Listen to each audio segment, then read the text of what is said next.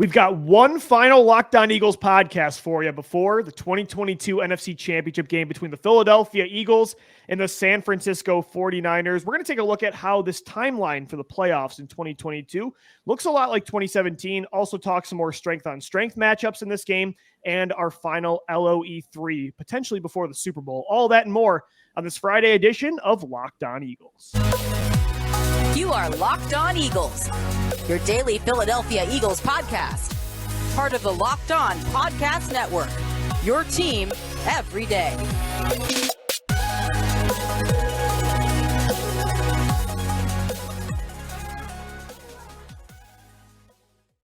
We thank you so much for making Locked On Eagles your first listen each and every day. I'm Louie DiBiase, and he's Gino Camilleri. Today's episode of the podcast is brought to you by LinkedIn Jobs. LinkedIn Jobs helps you find the candidates you want to talk to faster. Post your job for free at linkedin.com/LockedOnNFL. Gino, Eagles Niners on Sunday at 3 o'clock, just 2 days away. How you feeling, man? You ready to go? Nervous? I'm feeling the nerves. For our listeners that are listening via podcast, I'm wearing my Super Bowl 52 sweatshirt. There's only one goal in mind on Sunday. Go back to 2017. The only thing on anybody's mind that was watching those Eagles was get to the Super Bowl and give yourself a chance. And that's exactly what that mentality should be. And I just found out right before the show started that you are going to be at Lincoln Financial Field to watch. I don't want to say how much I spent on tickets, Gino, but it's just, I feel like an opportunity of a lifetime. I was going to be there anyway for a watch party, and I'm like, you only live once, man. Let's just go to the game. It's a gamble because if they don't win, it's going to be devastating and steep-pocketed, but just the chance to be in that building. I just hear so many stories about the 2017 NFC title, what that was like against Minnesota, the party it was, and I wanted to be a part of it. So, yeah, let's hope the same fate happens for this 2022 Eagles. And Gino, that kind of leads into what I wanted to talk about with this first segment. It's incredible. And I know you were talking to some people, or at least reading stuff on Twitter, about how some people are, although just maybe they feel different than 2017 because of the expectations when it comes to the enjoyment level of this ride. But I just feel like it's the season as a whole has been so unexpected. I mean, we knew they could be really good this year, but not to this level. That, yes, the expectations are placed there now where it's Super Bowl or bust because we've seen what they've done all year. But to me, the feeling of the entire 2022 season, though, has been just like one wave, and it continues right now. So to me, the excitement and the, surprise factor, the enjoyment level is, to me, the same as 2017, if not more, because I actually believe this team can win a title. I didn't believe until the clock hit zero against the Patriots that team could actually win a championship. It was house money the entire time. So I actually think it's the opposite. My favorite quote from one of my favorite movies, Bane. I was born in the dark. You merely adapted it. That's what we are as Eagles fans. I was born in the darkness. I was born in that early 2000s where expectations was all that team had, and they never got to that pinnacle. So after that, like Brandon Graham always alludes to when talking about Brent Selleck, how Brent got to the playoffs his first year and he didn't get back until that Super Bowl season. You just have to take every season as it is. And I think that roller coaster ride began, Lou, the night of the draft when you get A.J. Brown, when it clicks and say, this thing can be real. That they really, I think that was the moment cooking here. When me and you flipped out on the live draft show, to me, that was the moment that everything changed. Even before that, all the moves they made in the offseason, the minute that move happened, it was like, okay, this could be different. So I agree that with some people, the nerves are definitely higher as expectations are raised because you're not really going to enjoy as much a divisional round win if they don't win this Sunday, or you're not going to enjoy an NFC title win as much if they lose in a Super Bowl compared to 2017 when it was all surprise. But at the same time, because I truly believe this team can win it, I think that's why it's so enjoyable. And I just think it's crazy to see, though, although 2017 was such a surprise run, it is crazy how similar these paths are, right, though? I mean, you overcame what seemed like a massive rebuild in just 2 years. You're getting an unexpected elite run from a quarterback. And now to win a title, you got to beat the number one defense in the league, and then you got to beat an elite quarterback. I mean, that's pretty much exactly what happened in 2017. Exactly. When you talk about Minnesota, what was their strength? It was Case Keenum not turning the ball over and their defense able to just do exactly what they had done all season long. And you look at the names that you were going against back then. I mean, that was a stacked defense, Lou, and we have to give Minnesota credit. I know we always clown on them, but that was a good team, the Philadelphia No, they were literally Eagles. ranked number 1 that year, Gino. Yeah. And outside of Case Keenum, just like Brock Purdy, you're saying that team is damn near complete. And that's what the Niners are. You're going to have to beat good football teams. And we talked about this on the crossover yesterday, the whole strength of schedule. I don't care about that, Lou. And that's why this season has been so fun. It's because you've taken care of business in the games that you should take care of. I don't care. And it's also false, though. Jalen Hurts is 6-0 against playoff teams. So the strength of schedule thing isn't even a real take. It's ridiculous. But even in seasons when you beat some of the better teams that you had expected, but you falter against division opponents and you get to the playoffs like last year, and it's like you don't even win a game. It's like who even cares if there was or wasn't expectations at that point? It's a bad taste. Regardless of what you're going to take away from 2022 being this ride that we have been on is a season that has set so many different markers of just excellence. And if you can't appreciate this, I think you kind of support this sport for the wrong reasons. It might be like you're just caught up in your ego of your fandom, but man, everybody in that building is having fun. You should be having fun as a fan. Like everybody that talks in the press conferences and just hearing BG, just loving what's going on and appreciating every day. That's the mentality you should have, because they could get there this year, Lou, and hey, we'd be lucky to get to a Super Bowl for the second time in 5 years, but we never know. It could never happen again for all you know. Yeah, and again, I get why the nerves are there with expectations, but it's not like this is a Patriots team that's in year 10 of a dynasty, and at this point, it's literally only Super Bowl or bust. Like, yes, this 2022 Eagles, they need to win it all for sure, but definitely. To see how far they've come in just 2 years, if they don't win a championship, obviously we're going to be devastated, but it's not also going to be like blow everything up and how the season wasn't enjoyable at all. I mean, this was one of the best seasons of our lifetime in Philadelphia, regardless. But of course, we want to see it end with a ring. But I mean, even look at, I saw somebody tweeted out, like, if you could time travel back to talk to 2016 you and tell yourself you had a chance potentially to win 2 championships with 2 different quarterbacks. Oh, and by the way, neither one is your rookie second overall pick in Carson Wentz. So that's the thing. We do have to put it in perspective. Yes, right now the expectations are there, but zoom out over the last 6 seasons and just this unpredictable story that has now happened twice. It's incredible. It literally feels like a fictional movie. As much as we and a lot of people that are informed about this football team think they know just about everything, at the end of the day, I always tweet this out. The NFL is reality TV, and it's the best reality television because you cannot script the storylines. Like you said, I saw that tweet that you're talking about. Yeah. If you were to go back, set me up for this exact situation, and I'll just enjoy the ride and not sit on those expectations. And I think that's kind of when it snapped. After 2017, I'm like, okay, you can't think you're going to win it all the time, because when you don't expect it, that's when you go out there and you exceed I think you definitely, I think Eagles fans of all from 2016 to now have learned that more than anybody. And I talked about that on the show the other day, just looking at Jalen Hurts versus Brock Purdy. I mean, who would have ever predicted? You just got to ride this wave.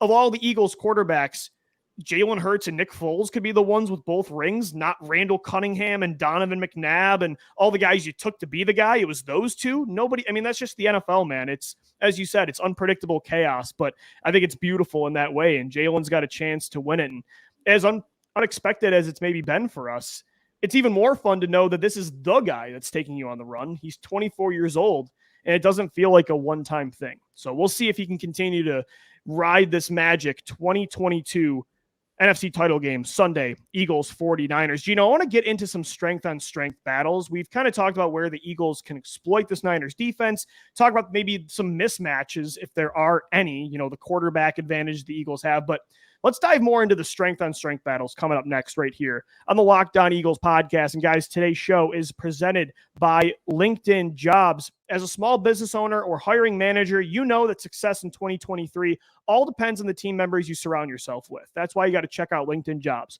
With LinkedIn Jobs, you can hire qualified candidates more efficiently by matching open roles with people who have the skills, value, and experiences to help you achieve your goals. LinkedIn Jobs helps you quickly attract qualified candidates to your open jobs with targeting tools. They go beyond resume data by using insight from your job post, your company and their $875 million member profiles to put your post in front of the most qualified candidates. Identify the most qualified candidates on LinkedIn Jobs and connect with them fast and for free. LinkedIn Jobs makes it easy to screen and rate applicants based on your job qualification, all on one platform. It's why small businesses rate LinkedIn Jobs number one in delivering quality hires versus leading competitors. LinkedIn Jobs helps you find the qualified candidates you want to talk to faster. Post your job for free at linkedin.com/LockedOnNFL. That's linkedin.com/LockedOnNFL to post your job for free. Terms and conditions apply. We thank you so much for making Locked On Eagles your first listen each and every day. I'm Louie DiBiase. He's Gino Camilleri. Guys, also subscribe to the Locked On NFL podcast and get daily conversations on the biggest NFL stories, plus in-depth analysis on the biggest games with NFL key predictions every Friday. And Monday, local insiders cover the weekend with game-to-game episodes. Locked On NFL is available on YouTube and all podcast platforms.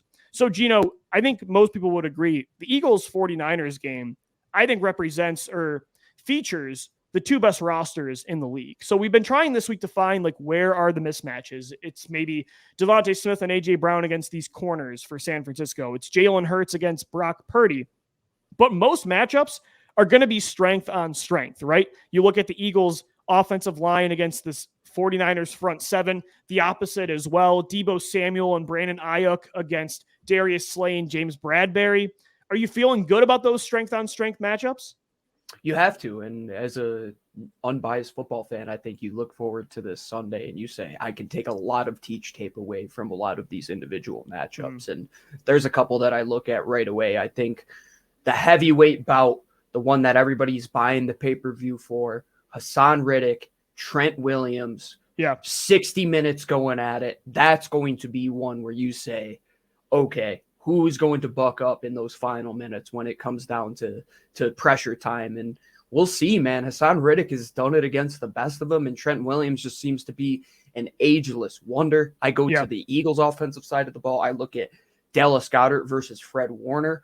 Fred Warner is a unicorn at the linebacker position. He was covering, who was it last week? CeeDee Lamb. CeeDee Lamb in single coverage where he lined up mugging the A gap, runs the pole in a Tampa 2-esque style linebacker position where he tracks CeeDee Lamb all the way downfield step for step, never losing phase with him. So you talk about a good matchup when it comes to defending linebackers where the Giants were great at that last week. This is going to have to be one where you're going to have to get creative with how Dallas Goedert gets open against Fred Warner. And the last one I'm looking at, Lou, I think you have to look at the safeties of both teams. I think both of them are very good, and who deploys them better. I think ultimately it'll come down to who deploys those defensive backs in a better position, because the corners are going to be worried about the elite wide receivers on the outside for both teams. It's going to have to be who brackets those guys better, who utilizes them on blitz better. I mean, you're talking about Jimmy Ward and Chauncey Gardner-Johnson and Marcus. I mean,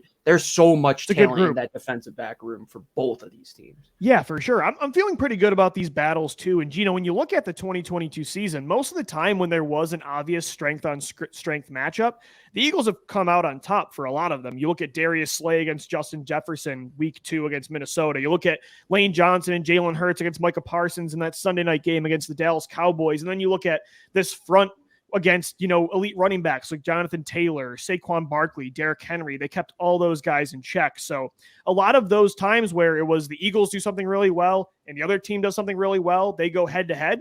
Philly's had, a good chance to win those. So I think you mentioned a couple. I think Hassan Riddick, the good thing is he plays on the opposite end a lot, and he lines up against the right tackle, Mike McGlinchey, which he has a clear advantage of, over McGlinchey in that side of the line. So I think that's where you're going to have to put him over at that. That's why I mentioned it, though. It's not going to be the one, but when they do line up against each other, which you're going to have to put your best player up there. And even when it's not Riddick, it's Josh Sweater, Brandon Graham, and they're on fire too. So that's going to be a big one. I'm feeling good, too, about Rick Armstead against Jason Kelsey, Landon Dickerson, and Isaac Seumalo. Look at the incredible job they did against Dexter Lawrence last week. And Dexter Lawrence destroyed Minnesota in the wild card round, and this interior lit them up.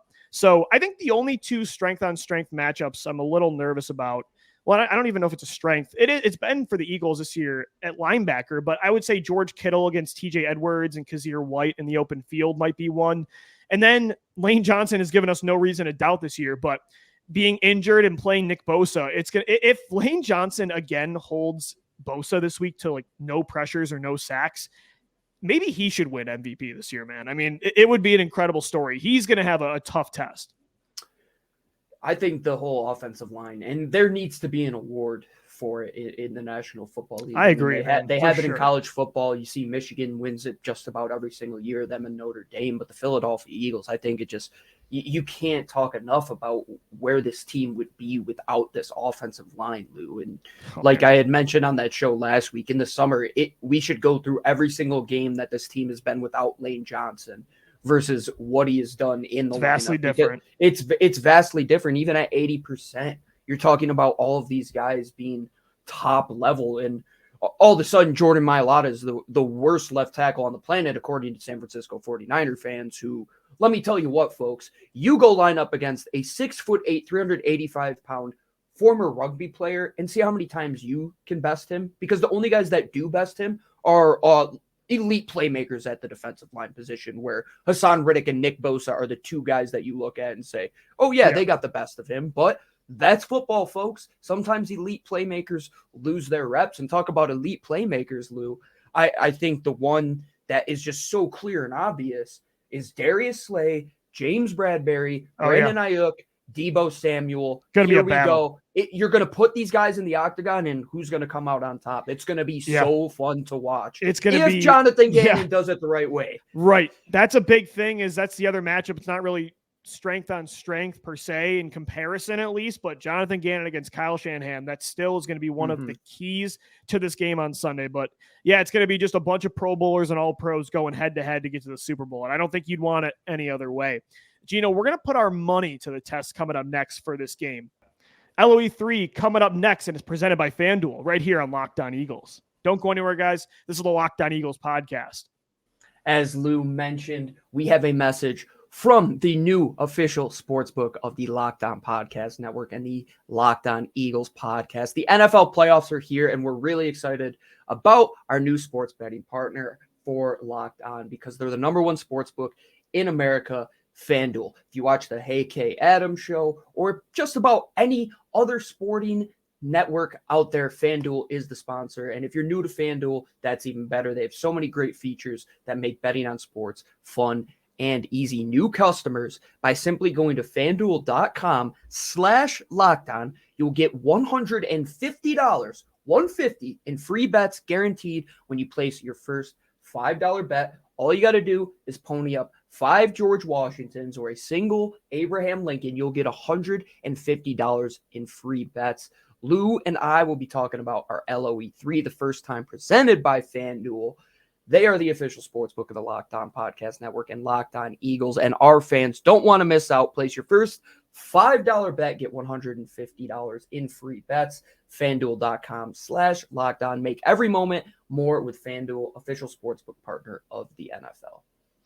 I'm going to keep FanDuel up here, Gino, because we got LOE3 coming up, NFC title style. We got 3 player props each that we're going to bet on. And if you bet on anything with the Eagles this year through LOE3, you did make some money through Gino and I. So let's try to keep that going, Gino. Let's start with you. What is your first big bet in this game coming up that you're riding with? All right, let's pull up the card here, folks. Let's go. First time presented by FanDuel. I can't even believe this, and I just want to let everybody in on a funny conversation I had with my dad yesterday. He calls me and he goes, I'm opening up a debit card so I can go and wager on some football this weekend. Have you ever heard of FanDuel before? Well, let me tell you what, folks. Yes, we have here. And my first bet through FanDuel, first time at LOE3, I'm going with Miles Sanders over 60 yards at plus 146. Nice. He ran all over the Giants last week, Lou. I know it's going to be tough going up against the Niners, but the bread and butter of this Philadelphia Eagles team and what they have to stick to, if they know what is best for them, it is to continue to run the football, especially against the Niners. If you have a lead at any given point, try to continue to run yards off of that clock. And if your running back is going at 5.5 yards a pop,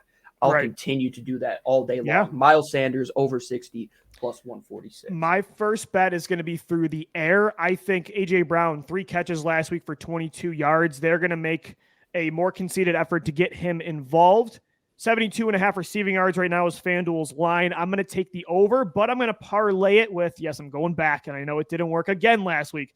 Quez Watkins' over-under is only at 15.5 receiving yards. I know Zach Pascal was featured last week, but I think the Eagles want to be a more physical, run-first style of offense against the Giants. Pascal's a better blocker downfield. Against San Francisco, they're more susceptible down the field. We saw that with Quez last year when he played the 49ers. I think he'll get at least one big play through the air. So I'm going to parlay together A.J. Brown bouncing back and leading this team in receiving.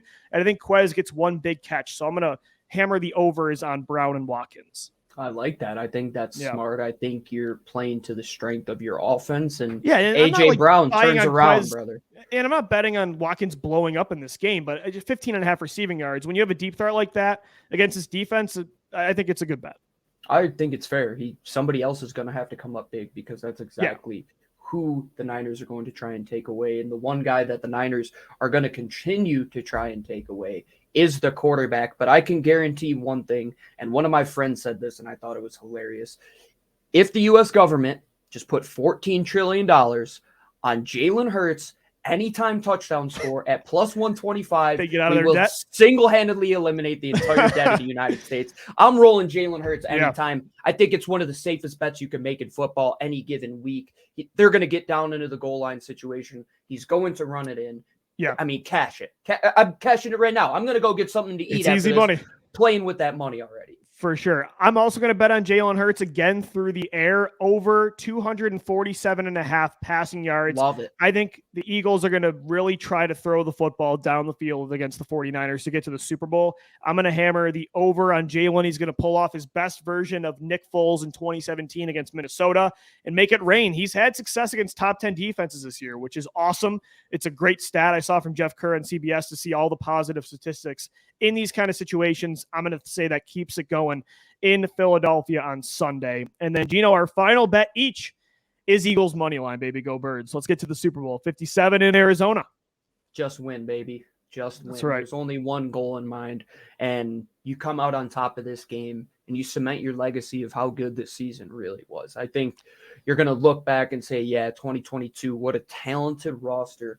What a big-time team that just continued to put up big performances and 30-plus outings and holding some of these top teams in the NFL to limited points, and a quarterback who played MVP caliber. But the only thing that's going to matter is putting another Lombardi in that trophy case. I want it so bad, just so we can spend all offseason talking about how this might be one of the greatest teams in NFL history. And hopefully we get it Sunday at 3:00, Eagles, 49ers. Enjoy the NFC title. Let's hope the next time you're talking to Gino and listening to Gino and I, it is previewing the Eagles matchup in the Super Bowl. Subscribe to Locked On Eagles. No matter what, even if they lose, we got a show for you Monday through Friday on all podcast platforms and on YouTube as well. And we're on Twitter at Locked On Birds, at GC24_football, and at DiBiase LOE. Thanks for making Locked On Eagles your first listen each and every day. Make sure the Locked On NFL podcast is your second listen. It's available on YouTube and all shows, podcast platforms, bringing you the local insight you love to the national spotlight with daily conversations on the biggest NFL stories. For Gino Camilleri, I'm Lou DiBiase signing off. As always, thank you for downloading. Thank you for watching and listening. And let's go Birds. Fly, Eagles, fly.